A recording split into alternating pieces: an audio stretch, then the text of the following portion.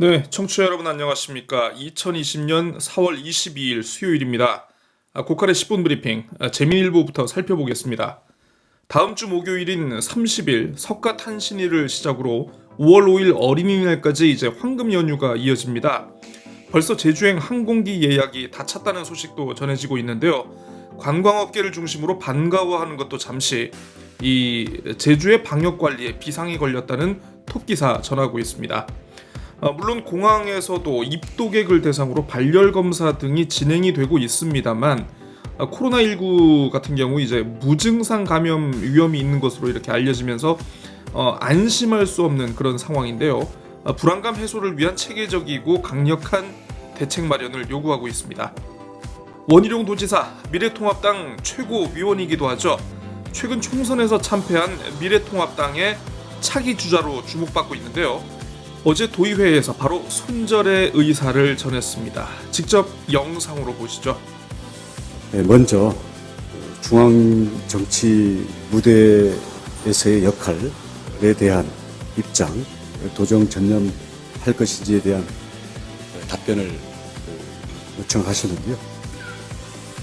저는 도지사로 취임하면서 도민들과 약속한 게 있습니다. 제주도의 여러 가지 어려운 상황에서 지역 현안들을 해결하기 위해서 최선을 다하고 있습니다만은 특히 최근에 코로나 위기 그리고 이로 인한 제주의 주력 산업의 타격, 그리고 제주 도민들이 민생 위기 이 점에 대해서는 다른 곳으로 눈을 돌릴 여력이 없다고 생각을 합니다. 지난해 올해 여러 가지 상황 때문에 최고위원을 맡았던 것은 그때도 당시에 도지사의 역할 수행에 지장이 없도록 한다는 전제하에 수락을 했었고 실제 도지사의 업무에 지장이 될 만한 그런 행보라든가 시간 투여를 한 바가 없습니다. 그러니까 그런 점에서 앞으로도 이 코로나 위기의 극복과 제주경제 회복을 위해서 제가 도민들과 약속한 도정 수행에 전념을 하고 책임을 다하겠다라는 말씀을 분명히 드리겠습니다. 소상공인 등 6천여 명의 신용보증재단 특별 융자 지원이 중단될 위기에 처했다는 소식 전한 바 있습니다. 중앙신용보증재단이 내년에 출연할 재정을 올해로 앞당겨서 제한 없이 지역에 매칭하기로 했다는 그런 속보 전하고 있습니다. 제주일보입니다. 어제 열린 도정질문에서 원희룡 도지사가 신세계그룹이 추진하고 있는 제주 면세점에 대해 부정적인 입장을 밝혔다는 내용 톱기사로 올렸습니다. 이미 지난해에 부정적인 입장을 전달했고 그 입장에는 변함이 없다라고 답했는데요. 다만 면세점 조성을 위한 건축 절차에 대해서는 이건 거부하거나 반려할 명분이 없기 때문에 손을 댈 수가 없다라고 밝혔습니다. 건축 허가가 면세점 조성을 전제로 하는 것은 아니다라고 명확히 선을 그었네요. 사이드 기사 살펴보겠습니다. 금매로 헐값에 팔리는 도내 숙박업소들의 벼랑 끝 상황 전하고 있습니다. 저도 처음 들어보긴 했습니다. 이 상가정보연구소라는 곳에서 국토부 자료를 분석한 결과를 인용을 했는데요. 올 1분기 제주 지역 숙박시설 매매 거래량이 지난해 같은 기간에 비해 2배 이상 늘어난 124건에 달하고 있다고 합니다. 하지만 평균 매매가 3.3제곱미터, 즉 평당 810만 원으로 절반 가까이 떨어졌다라고 하는데요. 금매 같은 저가 매물이 많이 나와서 이 같은 현상이 발생했다는 분석입니다. 가뜩이나 코로나19로 숙박업계가 힘든 상황인데 이 상당수가 대출을 받아서 투자를 한 곳이다 보니까 결국 시장에 내놓게 된 것이 아니겠느냐는 관계자 인터뷰 전하고 있습니다. 코로나19로 어려움을 겪고 있는 지역 아동센터의 모습 담았습니다. 평소에도 인력난을 겪고 있는 것으로 알려져 있죠. 지금은 또 이제 아이들이 학교에 나가지 못하면서 더욱 경무에 시달리고 있다고 합니다. 온라인 수업에서부터 출석 확인, 식사 제공, 통학 차량 운행 같은 것들을 모두 다 소화를 하고 있는데요. 아이들이 한둘도 아니고 때로는 센터 내에서 인터넷 접속이 지연되는 경우도 많은 것 같습니다. 관심과 지원이 절실해 보이네요.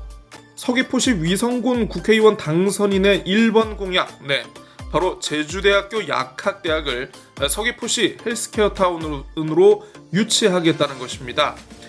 그런데 제주대학교가 약학대학 2호관 증축을 위한 설계 공모를 진행한다고 하네요. 2022년 준공 예정이라고 하는데요. 학교 측도 이전에 난색을 표한 이 약학대 문제, 과연 위성군 당선인이 다음 선거인 24년 이전까지 이게 과연 어떻게 풀지 의구심이 점점 커지고 있습니다. 다음은 오늘로 창간 31주년을 맞은 한라일보 순서입니다. 토끼사로 국회의원 당선인과의 초청대담 내용 전하고 있는데요. 아마 처음으로 개헌 이슈를 다루는 것 같습니다. 더불어민주당이 180석을 차지하면서 개헌 가능성이 높아지고 있는데요. 그동안 지역사회에서 꾸준히 제기됐던 제주특별자치도의 헌법적 지위 확보에 대한 답변 실렸습니다. 오영훈 당선인, 헌법 개정의 동력이 만들어지고 논의가 활성화된다면 제주자치도의 헌법적 지위 확보를 위해 최선을 다하겠다, 이렇게 밝혔군요. 어제 예고해드렸습니다만 이 영리병원 첫 공판 열렸습니다.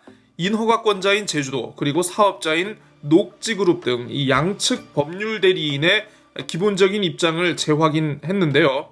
녹지 측은 의료기관 개설 허가가 도지사에게 있는 것은 맞지만 구체적으로 내국인 진료를 금지하는 그런 재량까지 부여받은 것은 아니다라면서 내국인 진료 금지 조건은 받아들일 수 없다라는 입장을 보였고요. 제주도 변호인은 내국인 진료 제한 조건, 제주특별법에 따른 정당한 사유에 해당하기 때문에 하자가 없다라고 주장했습니다. 특히 재판부 ISD, 즉 해외 투자자가 국가를 상대로 벌이는 소송 가능성을 관심 있게 살펴봤다고 하는데요. 이 부분 역시 재판의 변수가 될 것 같습니다. 한편 이번 재판을 앞두고 의료 민영화 저지와 의료 공공성 강화를 위한 제주도민운동본부가 소송 철회와 제주특별법 영리병원 조항 삭제를 요구하는 기자회견을 개최했다라고 하는군요. 한라일보가 지난 월요일자 신문에 이 제주시 해안동 중산간에 버려진 동물뼈 등 폐기물 무단 투기 현장을 보도했습니다. 주변의 목장 관리자가 용의자로 지목됐군요. 지인이 운영하는 식당에서 음식물을 받아 소 먹이로 사용하고 이 남은 걸 버렸다고 하는데 제주시가 파악한 결과 7.5톤 가량이 무단으로 버려졌다라고 합니다. 제주시는 목장 관리자에게 쓰레기 수거 명령을 내리는 한편 폐기물 관리법에 따라 자치경찰에 고발할 예정이다라고 하는군요. 마지막으로 제주신보 살펴보겠습니다. 제주도가 다음 달 긴급 재난지원금 지급을 위한 원포인트 추경안을 편성하고 있다는 소식 머릿기사로 전하고 있습니다. 대략 2천억 원 규모라고 하네요. 어제 미국 CNN이 북한의 김정은 국무위원장 건강 이상설을 속보로 타전하면서 이게 사실이냐 아니냐 혼란이 있었습니다. 관련해서 청와대가 공식 입장을 내놨는데요. 현재까지 북한 내부에서 특이 동향이 식별되지 않고 있다라고 이렇게 밝혔습니다. 이런 시일 내에 이 북한의 관영 매체가 김 위원장의 활동을 전하느냐 여부가 논란의 관건이 될 것 같습니다. 제주도가 화끈해졌습니다. 지난 월요일 접수한 재난지원금을 어제 바로 입금했다라고 하는데요. 2230세대의 8억 원 가량이라고 합니다. 1인 가구가 784세대로 가장 많았고요. 4인 가구 이상이 660세대, 2인 가구와 3인 가구 순으로 접수가 이루어졌다라고 합니다.